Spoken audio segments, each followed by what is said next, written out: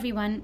I want to start today's video by sending love and strength to everyone in Texas right now, especially Kerr County, where devastating floods have torn through homes and families over the 4th of July weekend.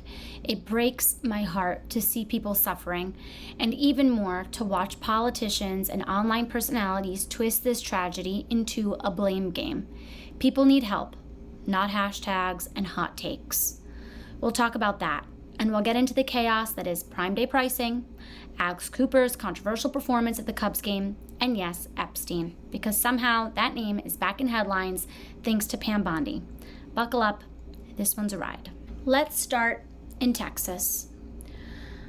I first want to start by taking a moment to acknowledge the lives and the families that are in such indescribable pain right now. My heart is broken hearing stories of little girls away at camp, sisters found holding hands. My heart is with you. I'm praying for you, and I'm praying for your strength. The flooding in Kerr County has displaced families, it has destroyed infrastructure, and claimed lives. Emergency crews are overwhelmed, residents are trapped, and what do we see on social media? We see people weaponizing this pain. From climate debates to border security conspiracies, everyone is trying to assign blame instead of rallying in support. And I understand wondering and trying to find answers for what caused this. But we cannot forget that there are human beings actually living through this, suffering through this. And what we should really be doing right now is uniting and thinking about ways to come together as a country, ways to help, ways to support.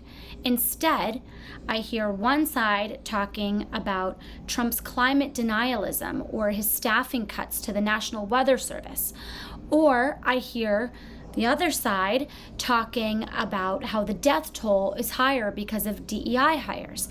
And it just seems so out of place right now at a time where people are in such misery, when people are in such desperate need for help. So rather than focus on who's to blame and pointing a political finger, maybe we could donate. Maybe we could talk about the resources. Maybe we could check on people. Maybe we could leave politics for another day, because sometimes compassion needs to come first. Now, on a lighter note, let's talk about Alex Cooper, host of Call Her Daddy, a very, very popular podcast, and her interesting rendition of Take Me Out to the Ball Game at a Cubs game over the weekend. She changed the lyrics to Take Me Out to the Daddies and sang it like she was doing a tic-tac thirst trap at karaoke night. And listen, I get branding, I get shock value, but there is a time and place. This wasn't a podcast live taping. It was a Major League Baseball game where people were there to enjoy with their family. And some people thought it was funny, but a lot more people found it disrespectful. Not just to the tradition, but to the fans who actually wanted to sing the real thing. It came off less cool girl CEO and more trying too hard for a viral clip. The 7th inning stretch isn't your personal PR moment. Fans booed, she looked really shocked. We know that she's not a singer. Nobody expected her to do a powerful rendition of Take Me Out to the Ball Game. And it's not like she was singing the national anthem either. So where do you toe the line between disrespect and having fun? It says more about the entertainment world as a whole than Alex as a person. I think because of how much over-the-top things we see on a daily basis on TikTok.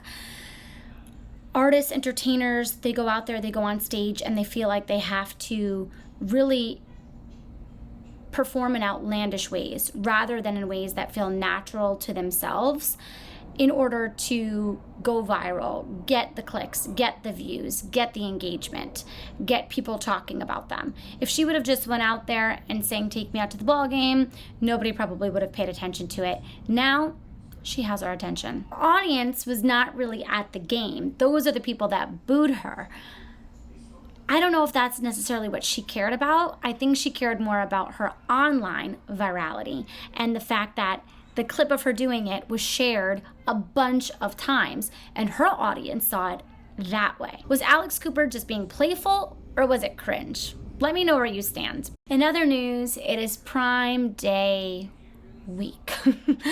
And surprise, surprise, the deals aren't always what they seem. Yes, I am an Amazon affiliate. Yes, I will share with you the products that I actually use that might have gone on sale this week if I find that there is a real sale there. But I will tell you, I have seen it with my own eyes, and reports are already rolling in showing that prices are quietly being raised days before Prime Day, only to then be discounted back to their original price for the sale. So before you hit the buy button, before you add it to your cart, do yourself a favor and check price trackers. Compare across retailers and don't fall for the urgency that is Prime Day. Take a breath and don't buy on impulse. Buy because it's something that you've actually been eyeing and you actually see that there's been a decrease in price. Amazon says that they do a good job of monitoring this, of making sure that there are actual deals, but I found that less and less over time have I seen significant deals, and I've actually just seen more and more price hiking and then dropping.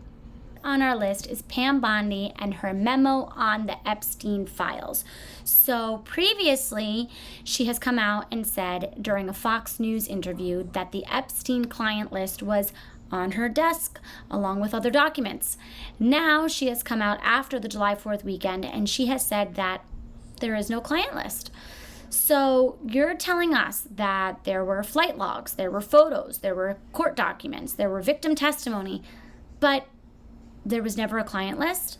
This is why people do not trust the government. This is why people are so skeptical and come up with so many different conspiracy theories, because the same people that will look at you and say something exists will then turn around and act like they never said that.